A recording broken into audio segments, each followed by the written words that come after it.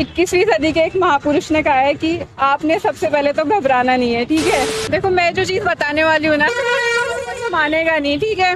मैंने स्पेक्ट्रम नहीं पढ़ी, मैंने लक्ष्मीकांत नहीं पढ़ी है। इनको लग रहा है कि लड़की घुमा के या फिर शॉर्ट्स देख के या ऐसा हो जाएगा यूट्यूब चला के। दोस्तों अभी उत्तर प्रदेश लोक सेवा आयोग प्रयागराज भवन के पास है, जहां पर यूपी से 2022 का इंटरव्यू चला। अभी मैम इंटरव्यू दे के आ रहे हैं, तो इनसे जानेंगे किस तरीके के क्वेश्चन पूछा गया, वहां का माहौल किस तरीके से रहा और इन्होंने अपनी तैयारी कैसे की। तो आज की इस वीडियो में आप लोग एंड तक बने रहेगा। हेलो मैम, इंटरव्यू कैसा? इंटरव्यू अच्छा रहा और मैम ने पूछा मुझसे कि बीटेक क्यों करा आपने, जब आपको सिविल सर्विसेज में आना था। तो इसी में मेरा बेस्ड रहा सारा। मैम आपका नाम और थोड़ा अपने एजुकेशनल बैकग्राउंड के बारे में। मेरा नाम मधु नेगी है और मैंने बीटेक करा है कंप्यूटर साइंस। तो पीसीएस के लिए आपका इस बार कौन सा अटेम्प्ट था? ये मेरा 4th अटेम्प्ट है और सेकंड मेंस है और फर्स्ट इंटरव्यू है। तो अभी आप जैसे कि फर्स्ट टाइम इंटरव्यू देने गई, तो मतलब किस तरीके से अंदर में माहौल हो? अंदर का तो माहौल बहुत अच्छा है। मैम बहुत स्वीट थी, सविता अग्रवाल मैम बोर्ड में था मेरा इंटरव्यू। तो उन्होंने मुझसे बेसिक सवाल ही पूछे कि मतलब फैक्चुअल कुछ नहीं था, बेसिक क्वेश्चंस पूछे कि आप एसडीएम क्यों बनना चाहती हो, आप वीमेन एम्पावरमेंट के लिए क्या करोगी। और सोशियोलॉजी पे मुझसे पूछा गया कि मिडिल क्लास की भी क्या भूमिका है समाज में। आपका ऑप्शनल क्या था? सोशियोलॉजी। मीडियम क्या रहा? हिंदी। जैसे कि मैम फर्स्ट टाइम जब इंटरव्यू देने जाते हैं तो कहीं ना कहीं एक मतलब वो रहता है अंदर में कि अंदर जाएंगे, एंट्री करेंगे तो किस तरीके से अंदर में मेंबर से बातचीत होगी, मतलब एक हार्ट बीट बड़ी रहती है वहाँ पे। तो मतलब आपने उस सिचुएशन को कैसे हैंडल? एक्चुअली मैंने कोई मॉक नहीं दिया था, तो क्योंकि मॉक में मुझे बता रहे थे तुम ये मत करो वो मत करो, तो मैंने कहा जैसी हूँ ऐसे ही जाऊँगी। अगर क्वालिटीज़ लगेगी एडमिनिस्ट्रेटर की तो ले लेंगे और नहीं लगेगी तो ठीक है। जब है ही नहीं क्वालिटीज़ तो फिर क्या ही मतलब है। तो वहाँ गई तो सब लोग जो पुराने सिलेक्टेड थे वो लोग आपस में बात कर रहे थे, बट मैं शांत थी चुपचाप, क्योंकि मेरा फर्स्ट टाइम ही था। तो बट अच्छा था एक्सपीरियंस, ओवरऑल अच्छा था। मॉक इंटरव्यू देने का क्या रीजन है, मतलब नहीं दिया आपने, उसका क्या रीजन है? मुझे लगता है कॉन्फिडेंस मुझ में है, और बाकी जो भी होता है, क्या पहनना है, कैसे बैठना है, कैसे बात करनी है, वो आई थिंक यूट्यूब पे अवेलेबल है। तो इतना कोई ज़रूरी नहीं है कि हम हर चीज़ मॉक दे जाके। वो आपको आई थिंक कॉन्फिडेंस मेरा तो बढ़ाने की जगह मेरा डाउन कर दिया था, जिससे मैंने बात करी थी मॉक के लिए, तो फिर मैंने नहीं दिया। तो मैम क्वेश्चंस वगैरह क्या क्या पूछे गए उसके बारे में थोड़ा बताइए। वही सोशियोलॉजी से पूछा कि बीटेक के बाद में तुमने सोशियोलॉजी क्यों लिया, और बीटेक नहीं करनी थी बट तो क्यों करी, और अब बच्चों को आप कैसे बताओगे आगे, इसी टाइप का पूछा। मतलब मेन मेरा यही रहा कि एसडीएम बन के आप ऐसा क्या चेंज कर दोगी जो अभी तक नहीं हो पा रहा है। इसके अलावा जैसे करंट इशू से रिलेटेड या फिर यूपी से रिलेटेड कोई क्वेश्चन? यूपी से रिलेटेड तो नहीं पूछा। करंट इशू से पूछा? करंट से आई थिंक सुप्रीम कोर्ट का कुछ पूछा था, जो किरण रिजिजू का कुछ विवाद था अभी, तो उस पर पूछा था शायद। अभी जैसे कि प्रीलिम्स का एग्जाम आने वाला है, तो बहुत सारे छात्र तैयारी कर रहे हैं, तो उनके लिए आपका क्या सजेशन रहेगा कि अभी टाइम बहुत कम बचा है, तो इस कम समय में किस तरीके से अपनी तैयारी बेहतर करें? देखो मैं जो चीज़ बताने वाली हूँ ना, मानेगा नहीं, ठीक है।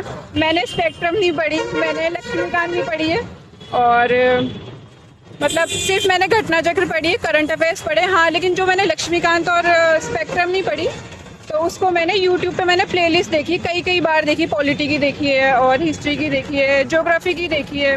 तो आप यूट्यूब पे फॉलो करिए और क्वेश्चंस लगाइए, प्रीवियस ईयर जितने लगा सकते हैं ना घटना चक्र के, उतने क्वेश्चंस लगाइए, और करंट अफेयर को मत छोड़िए, क्योंकि करंट अफेयर के 150 में से जब आपको 30-35 क्वेश्चंस मिल रहे हैं ना, तो आप छोड़ ही नहीं सकते हो करंट अफेयर। करंट अफेयर पे अपनी पकड़ करो। कहाँ से तैयार किया था आपने करंट अफेयर? करंट अफेयर मैं तो डेली यूट्यूब से लिखती हूँ। एक चैनल फॉलो करते हैं? चैनल तो कई, स्टडी IQ भी देखती हूँ मैं, उसके अलावा एक नेक्स्ट एग्जाम है वो देखती हूँ, और एसएससी के कुछ करंट अफेयर्स के चैनल आते हैं, क्योंकि यहाँ ऑब्जेक्टिव मतलब वन लाइनर ही पूछा जाता है, तो उसके अकॉर्डिंग आपको जो भी सूट करे ना। उत्कर्ष क्लासेस का भी आता है, बट मेरा ये कहना है कि आप आधा घंटा हम लोग फ़ोन में फालतू चीज़ें देखते हैं, तो हम करंट अफेयर्स लिख सकते हैं, ऐसी कोई बड़ी बात नहीं है, इतना कोई टाइम वेस्ट नहीं है, तो उससे हमारा फ़ायदा ही होगा एग्जाम में। तो जैसे कि अभी आपने बताया कि आपने लक्ष्मीकांत नहीं पढ़ी, स्पेक्ट्रम नहीं पढ़ी, तो क्या मतलब क्या सोर्स आपने रखा था वो बताइए, जैसे कौन कौन सी बुक्स इसके अलावा पढ़ी थी आपने? मैंने घटना चक्र पढ़ी है, और मैं संसद टीवी देखती हूँ, उसमें डिबेट्स देखना मुझे पसंद है। और मैंने बताया ना, जैसे मैंने अगर स्पेक्ट्रम नहीं पढ़ी है, मैंने लक्ष्मीकांत नहीं पढ़ी है, तो मैंने प्लेलिस्ट देखी है यूट्यूब पे, और मैं ये बोलूँगी एक बार नहीं, मैंने कई बार प्लेलिस्ट देखी है। तो मुझे पढ़ने की जरूरत महसूस नहीं, क्योंकि क्वेश्चंस घटना चक्र से आ ही जाते हैं। तो जैसे कि मेंस की हम बात करें तो मेंस के लिए भी आपने मतलब वही प्लेलिस्ट से किया था या फिर घटना चक्र की? नहीं, मेंस के लिए तो मैंने ऑनलाइन भी कुछ मैटर लिया। मैंने 4 कॉपीज बनाई GS 1 2 3 4 की, ठीक है। उसके बाद मैंने ऑनलाइन कुछ सर्च किया टॉपिक डाल के। उसके बाद में मैंने विजन IAS के नोट्स थे वो उठाए, कहीं कहीं से कुछ कुछ करके। बस ये है कि अगर आपके नोट्स कंप्लीट है ना तो यू आर सॉर्टेड, फिर कोई दिक्कत नहीं है।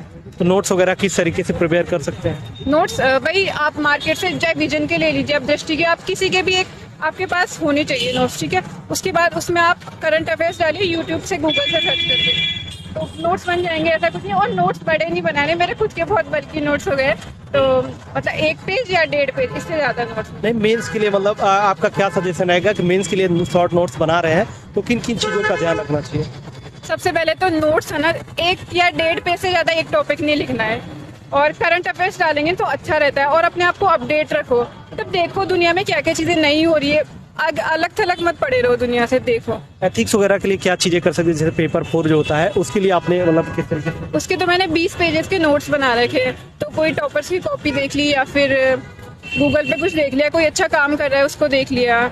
जैसे कि अभी जो लखनऊ की DM थी रोशन जैकब जी, तो उन्होंने भी अच्छा काम किया था बाढ़ के टाइम पे। या वो करुणा उन्होंने दिखाई थी, वो हॉस्पिटल में थी तो वो रोने लगी थी। तो ऐसे हम लोग एग्जाम्पल लाते हैं तो लगता है कि हाँ, मतलब अवेयर रहते हैं चीज़ों से। और हिंदी का जो पेपर होता है यहाँ पे मेंस में मैम, उसकी तैयारी आपने कहाँ से की थी? हिंदी आप प्रीवियस ईयर भी पढ़ी है, और जो पत्रालेखन होता है उसका तो प्रैक्टिस करनी पड़ेगी, वो तो लिख के देखने पड़ेंगे। बाकी इतना कोई मुश्किल नहीं है हिंदी में। जैसे कि आपने मॉक इंटरव्यू नहीं दिया था तो तैयारी आपने मतलब किस तरीके से की थी उसके बारे में? मैंने दृष्टि IAS के इंटरव्यू देखे हैं यूट्यूब पे, बाकी मैं मॉक देने नहीं गई क्योंकि वो मेरा कॉन्फिडेंस लो कर रहे थे, इसलिए। तो मैम जैसे कि बहुत सारे छात्र तैयारी कर रहे हैं तो उनके लिए आपका क्या सजेशन रहेगा, सुझाव? उनके लिए तो मैं बोलूँगी, देखो 21वीं सदी के एक महापुरुष ने कहा है कि आपने सबसे पहले तो घबराना नहीं है, ठीक है। पता है ना किसने बोला है? हाँ, तो बस घबराना नहीं है और पढ़ाई करनी पड़ेगी। देखो इसमें भी ना 2 टाइप के लोग हैं। एक हैं जो पुराने हैं, जो पहले से तैयारी कर रहे हैं। उनको मैं यही बोलूँगी कि अपने सर पे बर्डन मत रखो कि हमें इतना टाइम हो गया, हमारा नहीं हुआ। एक बार बर्डन हटा के देखो, खुले मन से अच्छे दिल से तैयारी करके देखो, होगा। और जो नए आए हैं उनमें भी 2 टाइप के हैं। एक जो सच में सीरियसली तैयारी कर रहे हैं, एक जिनको लग रहा है कि लड़की घुमा के या फिर शॉर्ट्स देख के या ऐसा हो जाएगा यूट्यूब चला के, तो टाइम लगेगा, बहुत टाइम, और ठोकर लगेगी तो बहुत गंदी लगेगी फिर। Okay, thank you so much ma'am बात करने के लिए। आशा करता हूँ कि आपका सिलेक्शन इस बार थैंक यू।